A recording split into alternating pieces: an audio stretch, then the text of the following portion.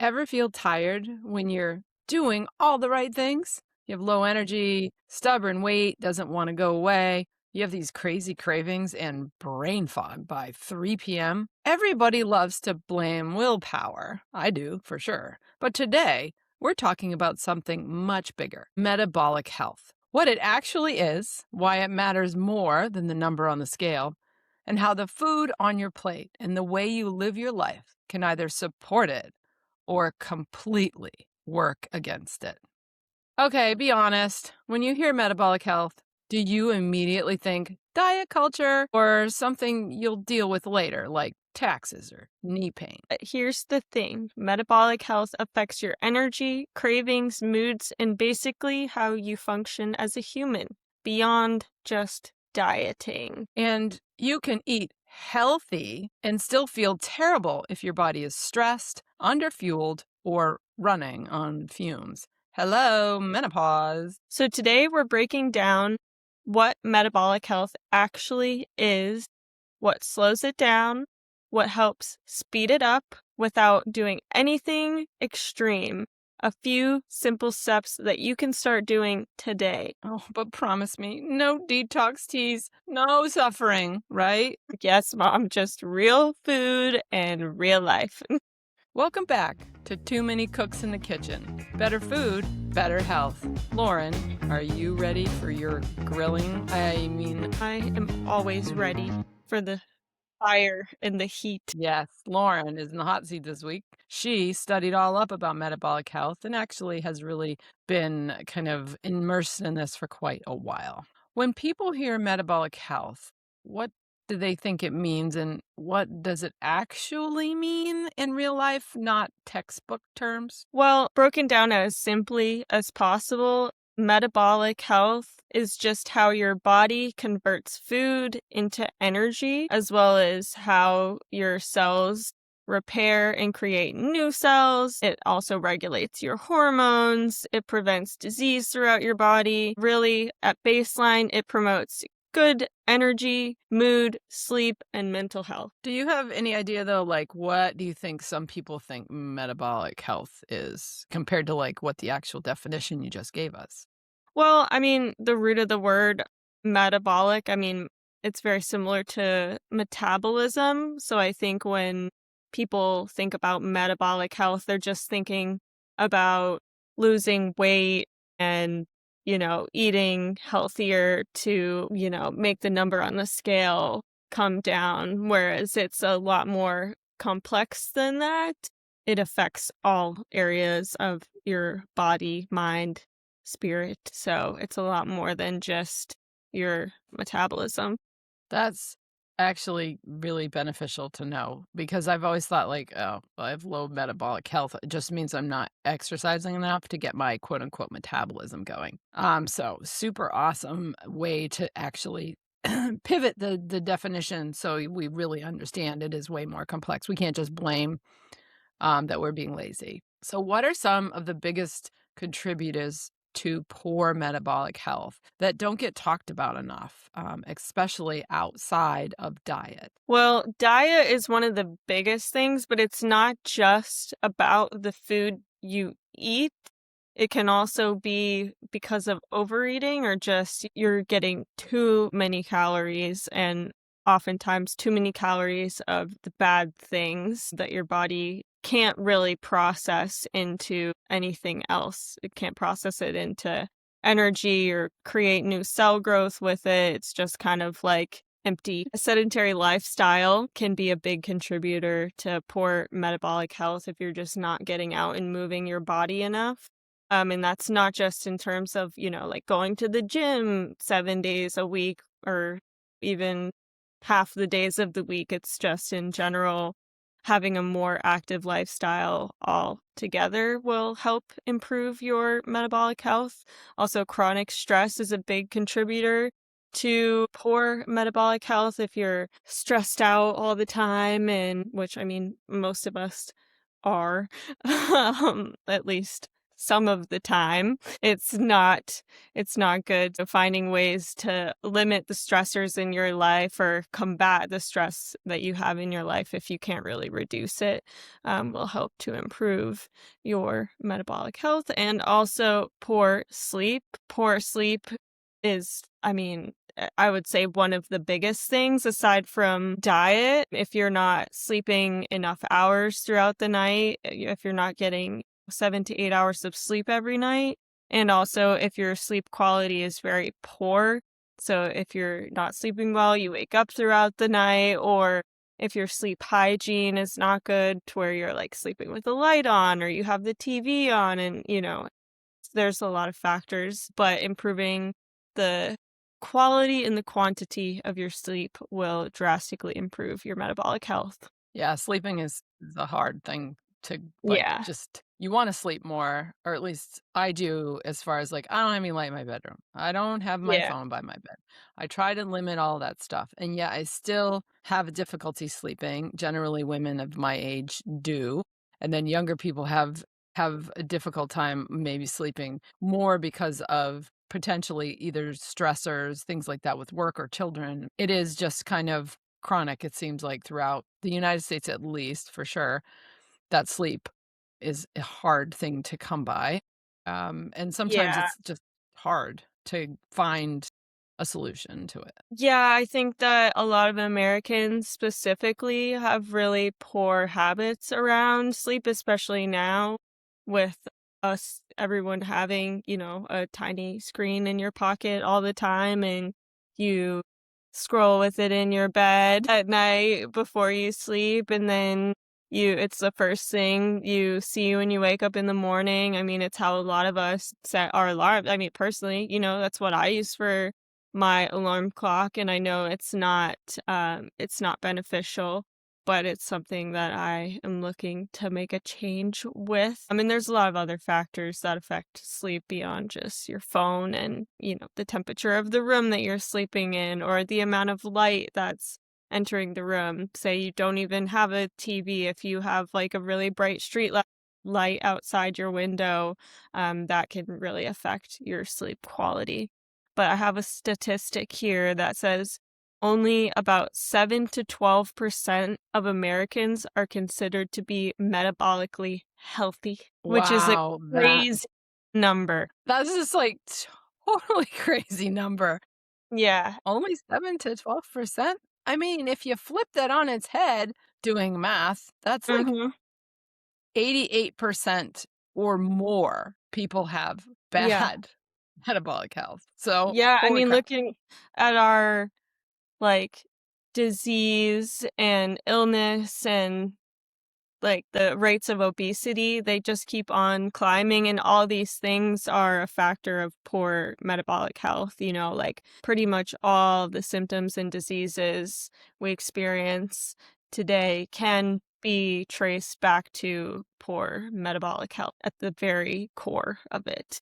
It may be presenting in different ways, but the root cause it can almost always be traced back to these things. Yeah, because I think a lot of people metabolic health isn't just about, like, how many calories you burn. It's The way more than that. hormones that are involved in it that regulate all these other things are also linked to that as well. So it's more like how well your engine, quote unquote, your whole body is running, not just burning calories, losing weight Mhm, or being fit. It goes so much exactly. broader than that. So we kind of alluded a little bit at the beginning. I mean, obviously, we are a podcast that is focused around food and health, and so we want to kind of dig into really that food part of it. So, if we had to narrow it down, what are the top 5 foods that truly support metabolic health? And then on the flip side, what are the 5 foods that totally tank it and sabotage us if we are trying to improve it? Well, I'm gonna start with the bad ones Good idea. I think we start with the should bad start with the news, and bad then we'll one. get into the good. And I don't have, like, any specific foods. It's very, like, kind of broad categories of food that you should stay away from, the biggest of which, and this can be broken down into all kinds of different things. But ultra processed foods, packaged food, anything that comes in a package from the store, chips, candy, crackers, like anything that is not recognizable from its original like ingredients, that's not real food, I would say is the biggest culprit of metabolic dysfunction, and I would just cut it out of your diet completely. I know that's easier said than done for a lot of people because these foods are very, very addicting and they are made that way to keep us fat and sick.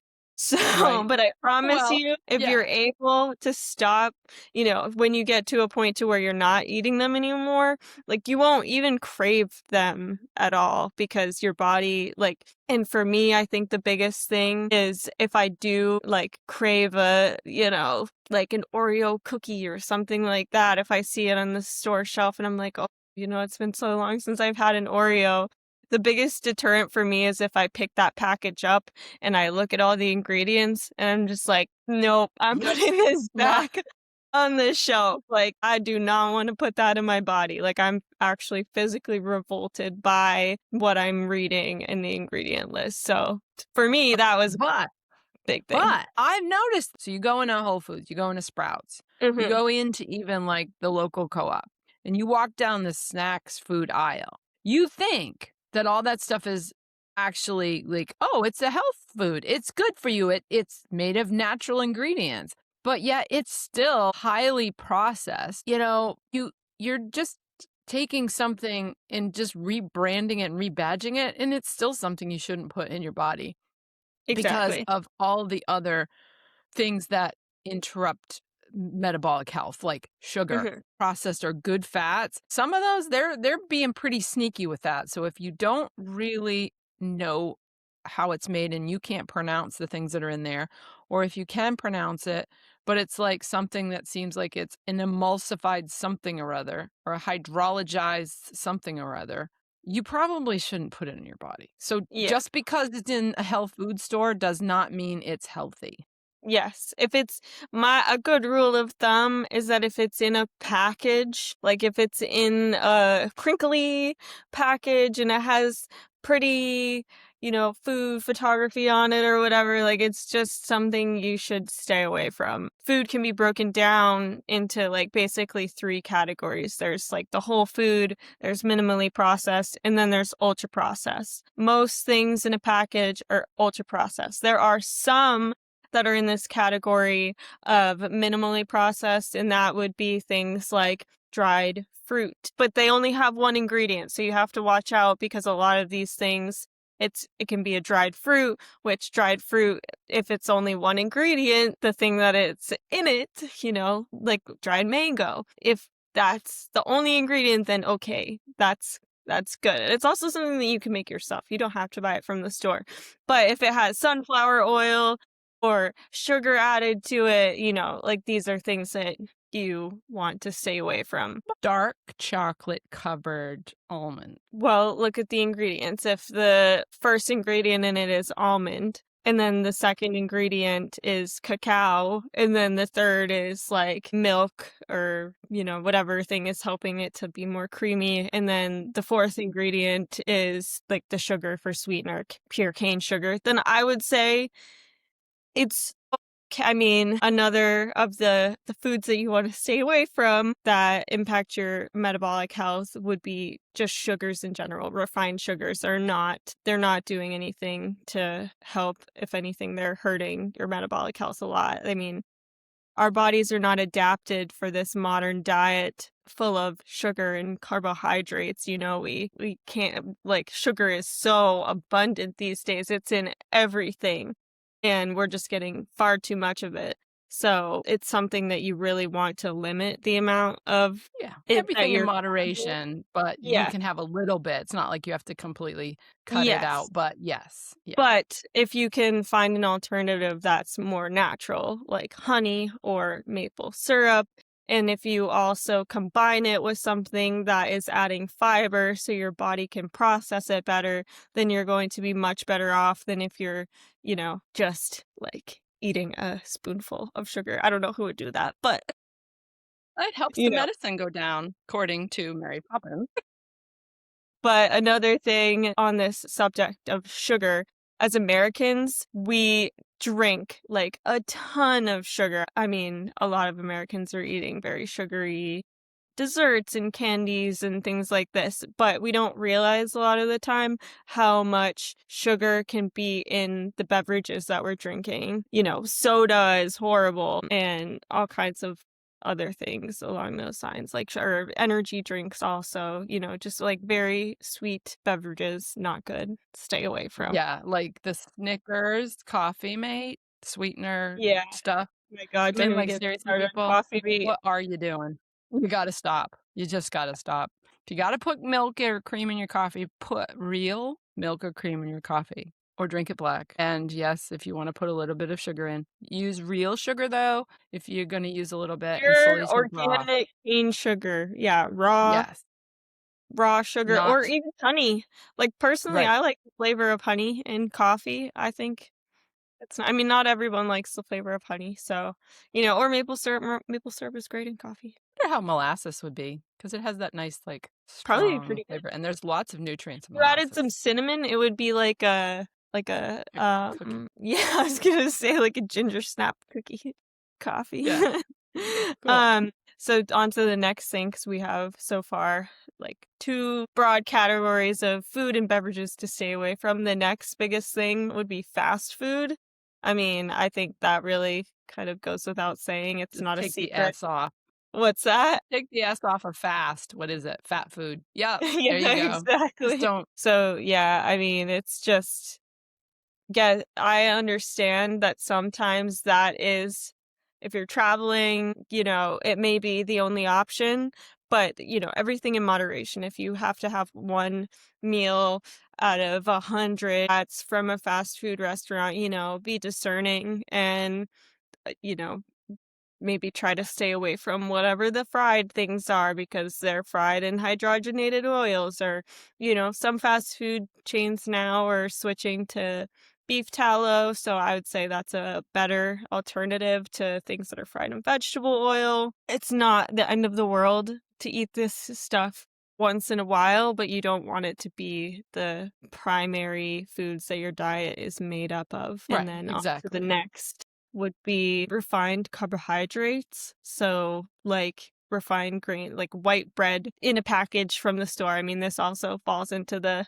this also falls into the ultra processed food category, but it is, I would say, one of the largest ways that we get our calories. Until recently, it was the bottom of the food pyramid. That was what you were supposed to get the most of your calories was from white bread and rice and, these very Well, it refined. was grains, but they had a Yeah. loaf of white bread there, so Yeah. visually, they were representing that any kind of bread was equal, Yes. and we all know that that's just bullshit, Yeah, no. personally. I mean, Yeah. bread, I don't wanna villainize bread because personally, I love bread. I just posted today on my Instagram story how bread is my love language, but, it's a lot different if you're making it yourself from scratch. Sourdough bread that has whole wheat in it and, very good quality flours, organic, stone ground, like, that is a much different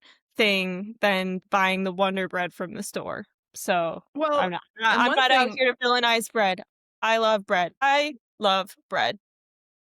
I love bread too, make my own sourdough, and Yes. usually, I'm doing some spelt flour and some whole grain flour, whole wheat flour. However, I think that some of this comes back to that ultra processed, is that Mhm, a lot of the commercial breads, they have tons of emulsifiers and tons of mhm, things in them that make them super fluffy, and, you can squish it down to, like, nothing. But mhm, the other thing I think that is often missed in this conversation isn't just about all of those ingredients. It's about the ingredient that keeps it stable on the shelf for, like, I don't know, like a month so it doesn't mold. Put in there Forever. because they wanna They say, literally, you like, know. don't even mold at all these days. Like, you can Well, have yeah, bread well, and up they're to saying, this "Oh, for, well, like, that's a for food year. security and reducing food waste." No. Baloney, and what it's doing, though, think about it, it's not allowing mold to grow in the bread. Well, Mhm, our body has a microbiome in its gut. It is literally the thing that helps control metabolism, and it helps control our immune system and so many other things, and it is what digests the food. It's not our stomach. That is an old model. Stop. It's our gut microbiome. And so we're literally eating that bread, and it's killing the microbes in our gut. So, mhm. like, all of a sudden, you have all these issues because you're eating that. It's like, well, yeah, because you're eating the thing that has an additive in it that is supposed to suppress microorganisms from growing. So that's, I mean, on top of all the other things like lack of fiber Mhm. and things like that, I think And then also, just not to commercial mention breads writ large, even if they're whole grain bread. yes, but also not to mention that however these grains are grown, often they're being sprayed with horrible pesticide. Whole other episode topic. We could talk a lot about that, but yeah, I mean, most of these grains are sprayed with horrible pesticides that will leach into your body and cause all kinds of downstream health effects. So, but the very last thing that you should stay away from to improve your metabolic health would be alcohol. Alcohol Oh, just man. yeah, I Can't have my know. glass of wine. Well, everything in moderation, but and there's been a Okay. lot of controversy to where, some people were saying that, one glass of red wine a couple nights out of the week, like, has some benefits, but there's also been a lot of people saying that alcohol has no benefit whatsoever at all. It's if you have it in moderation, a glass of wine a couple nights out of the week, it's not going to hurt you. You know, if you're not drinking to excess often, then you're fine. Like you can have your glass of red wine with dinner and you're not going to feel Whew, the dodged that effects bullet. of that. But, personally, I don't drink alcohol at all. Even for me, even just one glass of wine or cocktail, like, is not I don't like the way that I feel the next day. So, personally, for me, it's just I don't miss it. I don't care to have it. A glass of wine Yeah. every once in a while with a really nice meal, okay. But, yeah, like, it's just not there's no benefit. But I also limit in very much in moderation and only like on a Saturday or whatever, we're having a really nice dinner. I'll have like a small glass of wine. The foods that you want to prioritize eating are going to be high in fiber, high in protein, and very nutrient dense. So this is from those three categories. This is going to be pretty much all whole foods and minimally processed foods. So minimally processed includes like cooking. We're not saying that you have to eat all your food raw.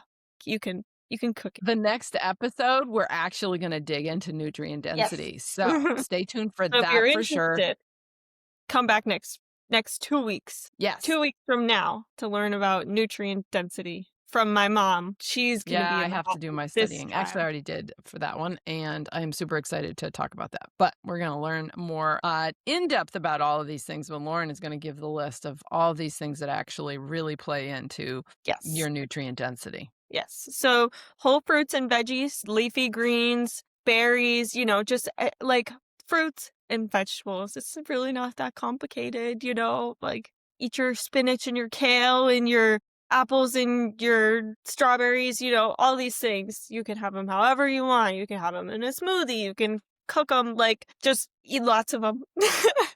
Lean protein. Grass fed, organic is always, and same for the fruits and vegetables. Organic is always better if you can afford it. The best of the best is obviously to get it from your local farmer, which I know that for everybody that's not necessarily an option. Organic if you can. And then for meats or lean proteins, grass fed, organic is always better. Pasture raised chicken and wild caught fish is always going to be better than farm raised fish or yeah. So those things, great for you. You want that to be the biggest portion on your plate is protein.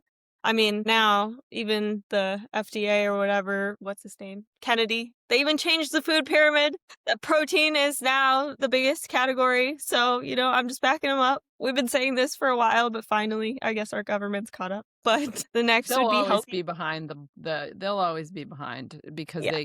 it's a political, that's Yeah, the it's an lobbyists agenda that, thing. They didn't yes, know it how to is. make money on it before, but now they can. But it's important to let people know that, like, we want to ensure that although it's always great to get the best, I do want to kind of bring my mom opinion in here and say, you know what? It's still eating, even if it is just chicken, whatever chicken you can get. It's still, if it is real chicken and not a freaking chicken nugget and Mhm. not processed, it is still better than eating something that's processed. Yes. And I would even wager to say the Impossible Burger, and I know vegans are gonna be coming in droves and commenting, but that is processed. That is My gosh, it highly is. That's made processed. in a lab. That is the most processed. Like, if you're gonna eat a veggie burger, to have, like, make it yourself if that's possible for you. I'm sure at some point Yeah, we'll share sweet a veggie potato, burger recipe. Yeah, or just a sweet we potato should. or, Black I make beans, really you mix them together with oats. exactly. Yes. At some point, we'll share some veggie burger recipes. But yes, Good I idea. agree with you, Mom, that it's not to, spend all this money on food. Eating organic, grass fed, all that, that's like the top tier. It's gonna be obviously the best. Well, I mean, getting it local is the best of the best. That's what we all should be doing. But the next below that is, organic, grass fed, whatever.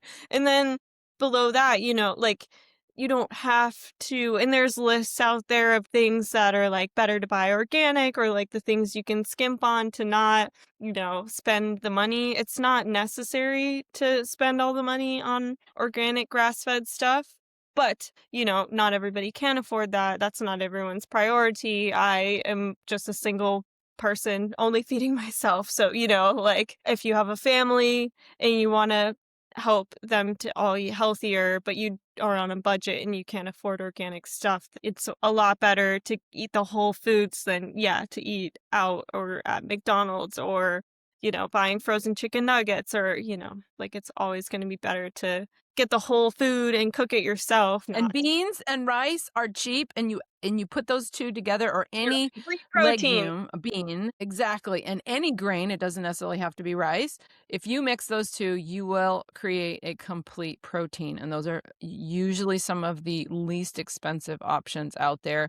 And honestly, if you go to an, ethnic food market, whether that is an Asian food market or a Latino, market, they're cheaper there than the regular grocery store. So check there first, because sometimes you'll actually save a lot of money just by going to those stores. They don't have as high of a markup as our kind of more commercialized grocery stores. So we are on to now fat, Oh, but the good no. Oh, stuff. yes. Fat. You're right. I'm sorry. I thought you were moving on to 4.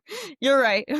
We're on to healthy fats. So those would be things like, the oils that you're using to cook with, like olive oil or grass-fed ghee or just nuts. Nuts are a great source of healthy fats, and seeds like chia seeds and flax seeds. Flax seeds are a great one. And both chia and flax seeds, they're very high in omega-3 fatty acids, and they're very, very good for you. Grass-fed fats are actually also high in omega-3s. Mm. If the Mhm. fat comes from a grass-fed animal, whether that's butter or any other, whether it's tallow or whatever, it's grass-fed, it actually has the high omega-3 fatty acids. So that is one of the other reasons why something that is grass-fed does have more nutrients in it. Mhm. Yes. Cool. So And now we then are fermented food, and you yes. had already told me that coffee's fermented, so it technically should be in that category. Well, I've put the next category after fermented foods is beverages. So we'll get to that in a second. Technically, coffee's there. But yeah, I mean, I guess it counts as a fermented food also. Well, a fermented beverage. But, anyways. So, fermented foods, this would be like your kimchi, sauerkraut, kefir, like all these things are super good for you. They reduce inflammation, they help promote your good gut flora, and there are so many benefits to fermented foods. We're doing an episode on it in the very near future, so you can learn all about that if you're interested. But yeah, just as a whole broad category of fermented foods, get more of those in your diet and you'll feel a lot better. And then the next category is healthy beverages, and before I said that you want to stay away from very sugary, sweetened beverages. So, water is obviously the best thing you can drink. We're 80% water. So the more water you can get, the better. But the next down from that would be coffee and tea. Obviously you don't want to be drinking just coffee all day long because then you'll be like, or at least personally, I would be bouncing off the walls. Yeah, it's not good to have that much caffeine.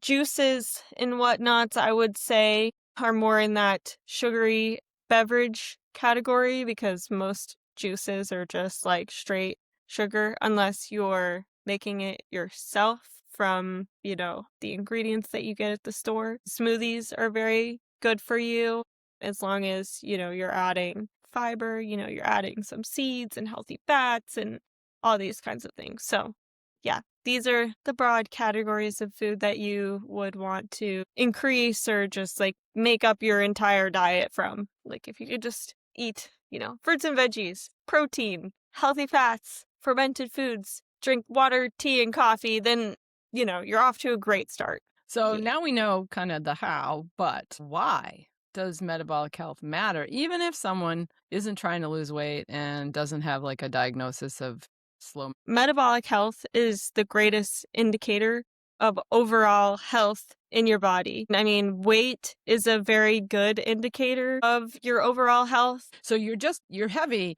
but on top of it, you have predisposition for diabetes and all these other things. So it Well, isn't these just are about obesity. Yeah, Yeah. it's not about obesity is in the way you look, but if you are obese or if one is obese, you are much more likely to have metabolic dysfunction, which has all kinds of downstream health effects. And diabetes is a metabolic dysfunction. Heart disease also a metabolic dysfunction. And these two things, there's a lot of other things, but these are, I would say, the biggest things that you're, prone to if you are carrying a lot of extra fat and weight on your body. Metabolic health, it's not about the way you look.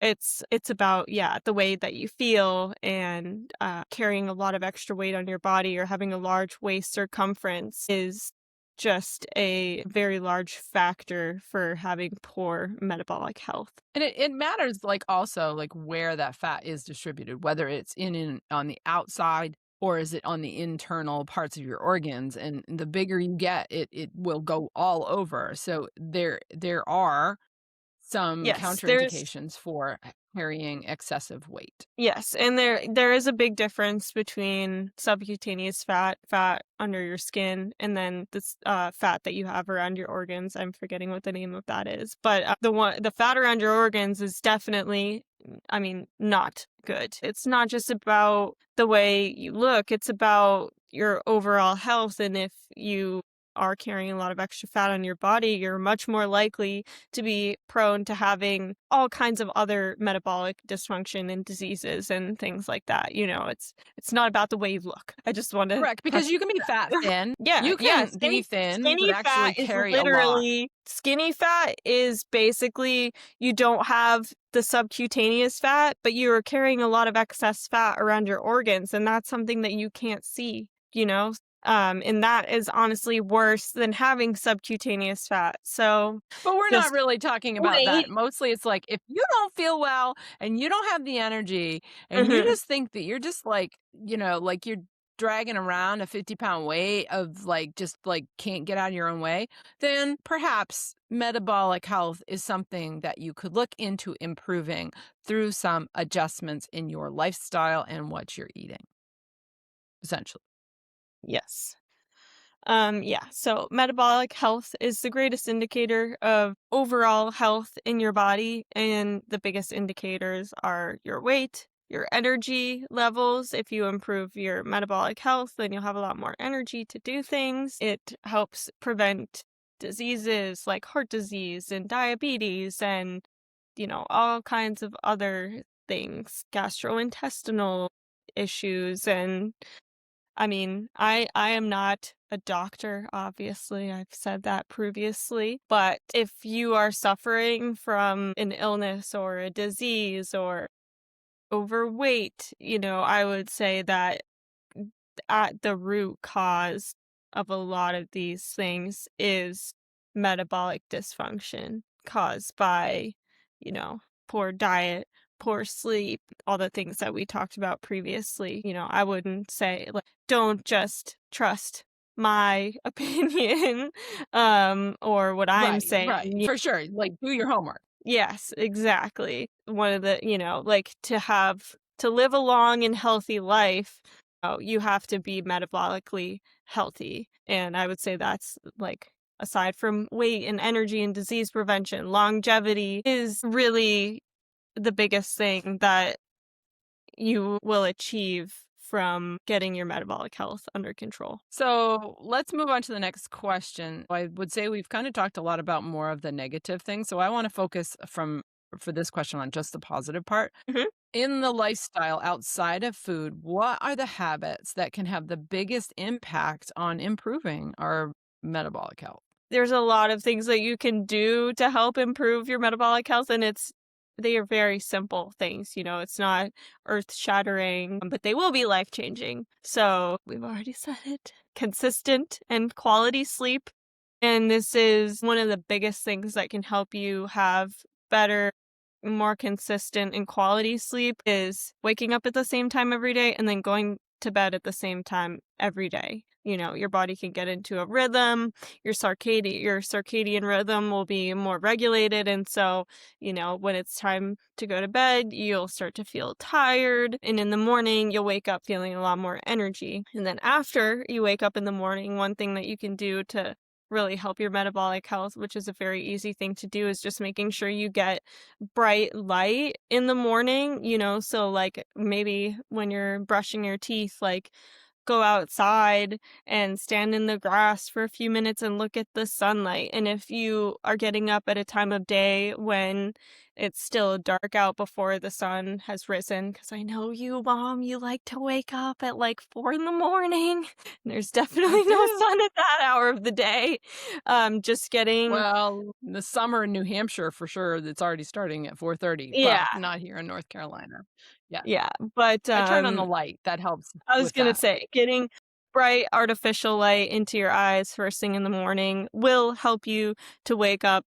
It'll, tell your circadian rhythm that you're waking up now, and then you'll have more energy going forward. And these things are not, it's not something that just one day of doing it and you're gonna feel so much better. It's a process. Like you gotta like make a plan and stick to it and be consistent with it. But eventually, like these things will help in the long run. And limiting the stresses in your life if that's possible, or having stress preventing or stress combating activities in your life like meditation or journaling or getting outside in nature is a great way to reduce the stress in your life. Daily movement also will help to reduce stress, but is also just a great way to improve your metabolic health. And this isn't just going to the gym and exercising a few days a week. Yes, that is something that you want to be doing,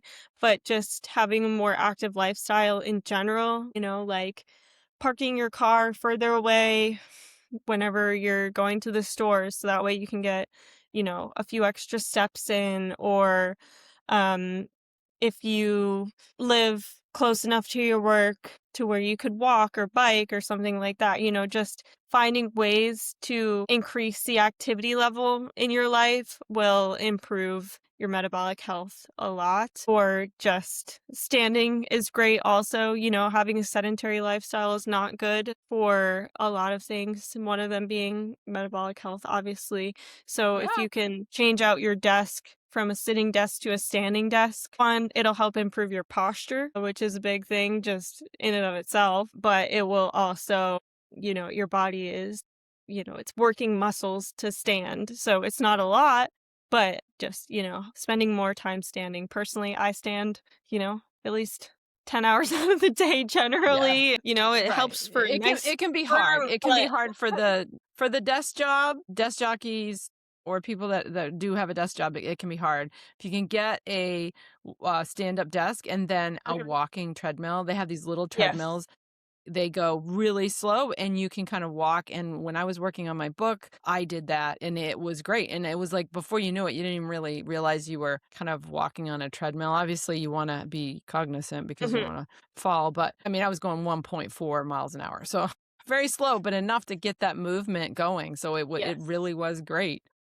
Mhm. I'd do it for Or 45 minutes and then turn it off. Or another thing you can do if you don't have like a small walking treadmill, you can have like a balance board, like a Costa board or something like that, because that's like balancing is very good for, your muscles and everything like that. Have those little pedal things that you could set. So you would be sitting, but you could actually be doing that under your desk too. So if you can't get Mhm. a standing desk, you can also get something that even something as simple as that, or stand up every 45 minutes. And And I walker. remember hearing this from, I think Mark Hyman said that. It's like, do 10 squats every 45 Mhm. minutes, and it's better than walking 30 minutes. The health benefits Mm. are better than Mm. walking 30 minutes a day. Okay, I have one more thing.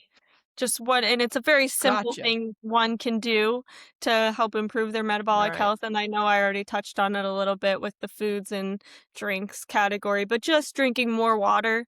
I mean, you're supposed to drink somewhere between 3 and 4 liters of water a day, and most people are not even coming close to that. But there was a study done in Germany that showed just one additional glass of water reduced children's risk of obesity by 30%. Probably because it subbed out sugary drinks. And Yeah. water like has all kinds of good downstream effects, improve your skin, your digestion, And literally lots of it. downstream, it'll, improve your kidney health. Yes. So let's move on to oxidative stress, which is a little bit scientific-y. Oxidative stress sounds intimidating. How would you explain it in plain English, and how does it tie back to metabolic health? Well, and I'm gonna read a few definitions from the book that I used for this podcast. I don't know the book jacket on it, but the book that I did most of my research from for this book is Good Energy by Dr. Casey Means, and she is the expert on this subject. I will talk a little bit more about the book at the end, but the definitions that I'm about to read are from her book.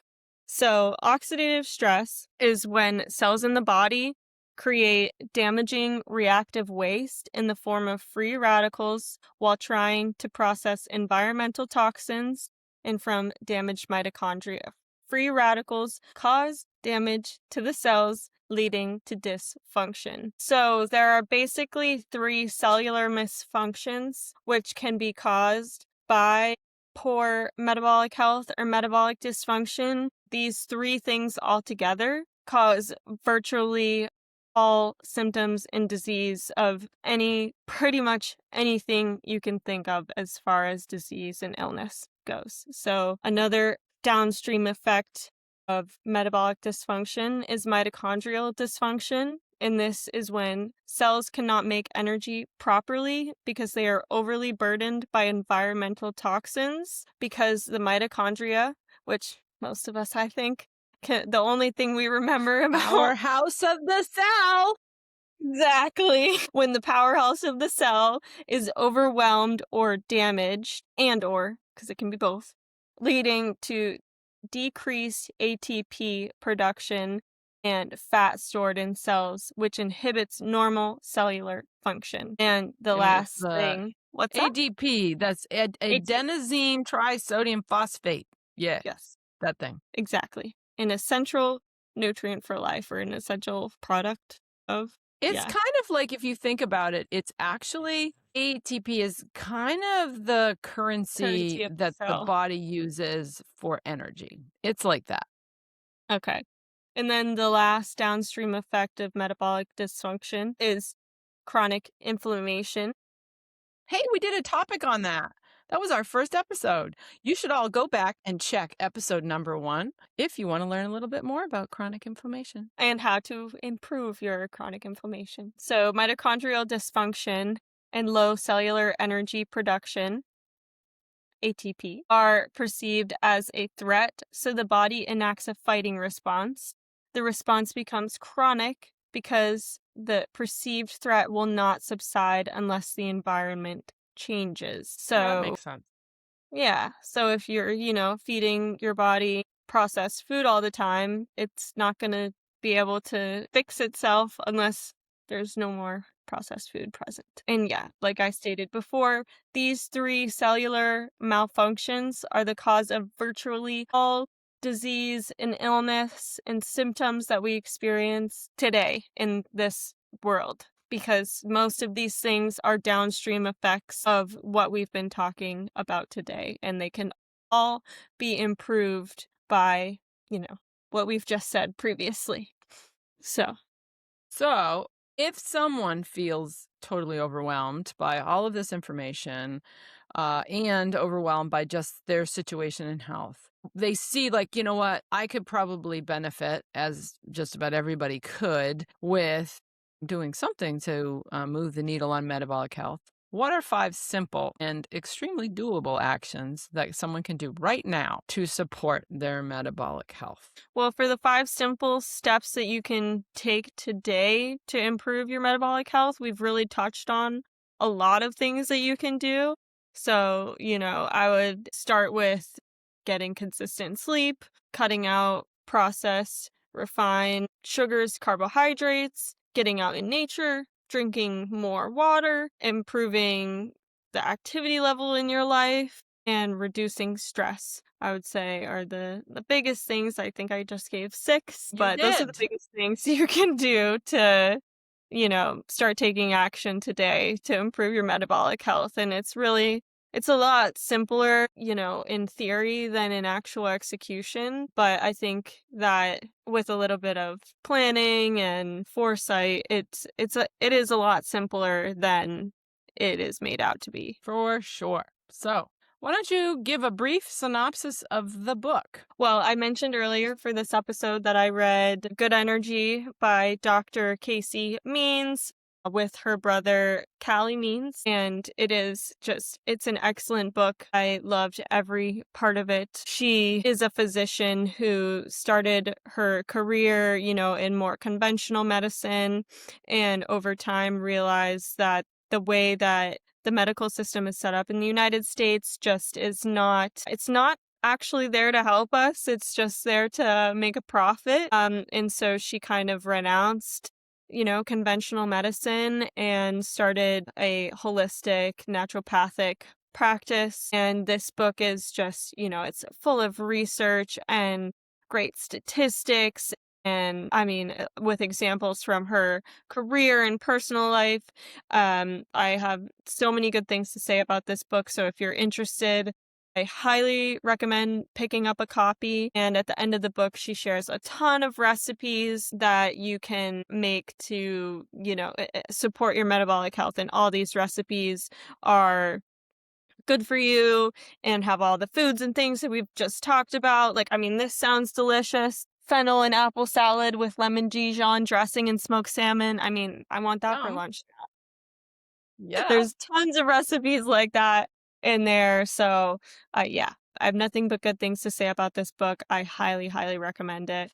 And it will give you tons of insight and knowledge into how to improve your metabolic health and where to Ooh. start, where to I'll have end. to get a copy of that book. And speaking of recipes, so Yeah. first, the book link will be in the show notes that links to our bookshop.org site where all of the book recommendations from the show are located in there.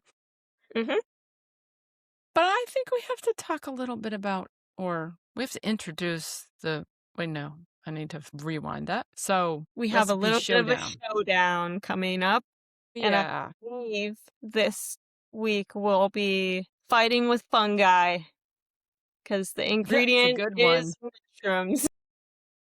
Who's the best fun guy in the room or fun gal in the kitchen? We shall see. We will see you in the kitchen. See you there.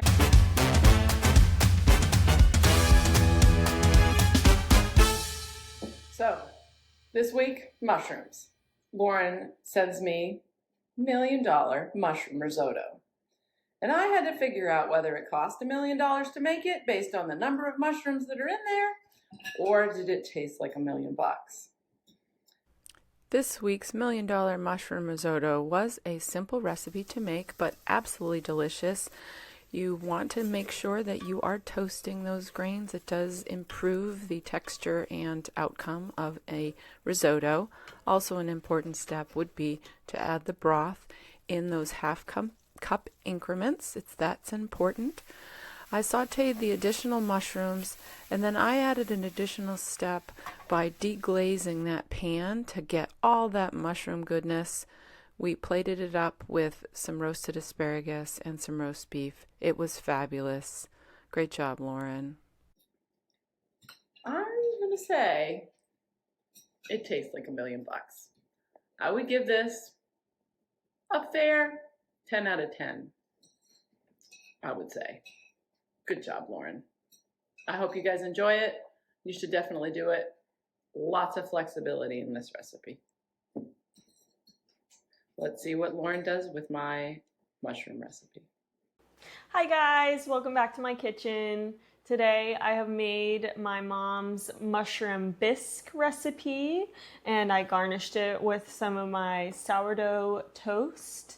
It smells very good, so I'm super excited to try it. So when I was making this recipe, my mom halfway through got distracted by her new puppy bourbon, and it wasn't completed, so I kind of just flew by the seat of my pants preparing it. But you know, bisque method is fairly straightforward, so I think it came out okay. So I'm gonna go ahead and give it a shot. Another way that my recipe differed from what my mom had intended with her recipe was I excluded the Madeira because, to be honest, I was feeling a little lazy and didn't want to just go to the liquor store for one thing, because I don't generally keep that on hand. But aside from that, it's the same. Well, I've had this made by my mom before, and it definitely doesn't taste exactly the same as hers, which is a little bit unfortunate, because this recipe, when I first had it as a child, is what made me like mushrooms. Up until I had this soup, I thought mushrooms were totally disgusting, as most children do. And then I tried this soup, and it opened my world to the world of mushrooms. For the mushrooms that I used in this soup, I used dried morels, shiitake, cremini, and oyster mushrooms. I like it, but I'm just not super happy with it because I wanted it to taste exactly like my mom's recipe, and it just doesn't. So I'm not sure where exactly they differed, other than, you know, using the Madeira, which definitely does add a different layer of flavor. But aside from that, I think it's a really good soup. I like the creaminess of it. It's definitely, I mean, as it should be, mushroom forward. I'm gonna go ahead and try it with the toast point. Maybe that will improve it. I think what it's lacking, in my opinion, is really some umami. Which mushrooms are very umami, but I don't know, like, it doesn't have that, like, punch of, like, earthy, like, savoriness that I'm looking for. Maybe it was that she used different kinds of mushrooms when I was a kid. I don't know. I'll have to check with her and ask. It's good with the toast point. I think it would be really good if you did some kind of grilled cheese with this. You could do, like, play on a grilled cheese and tomato soup, but using mushroom soup or the mushroom bisque. And then if you did a grilled cheese with mushrooms, I think that would be a really fun lunch or dinner option. But overall, I really like the soup. I'm a little bit unhappy with the fact that it doesn't taste exactly like my mom's, but that's, that's how it goes. It's not just about the ingredients you use, it's also about the energy that you're putting into the food. And I guess everything always tastes better when it's made by your mom or your grandma. And for me, this is just one of those things. So I hope that you give it a try. And I apologize if it doesn't taste just like my mom's recipe, but I think you'll still enjoy it. I'll see you next time. Bye. Thanks for joining us in the kitchen today. Catch us next time when we discuss nutrient density. And if you're hungry for more, you can hit subscribe and follow us on Instagram at 2 Cooks Podcast. That's the number 2 Cooks Podcast. And until next time, keep it fresh, keep it flavorful, and keep the sass coming. Speak for yourself. If you really want to help us out, please like and follow and share with your favorite foodie. We will see you next time. Happy cooking! Happy cooking! Bye! Bye!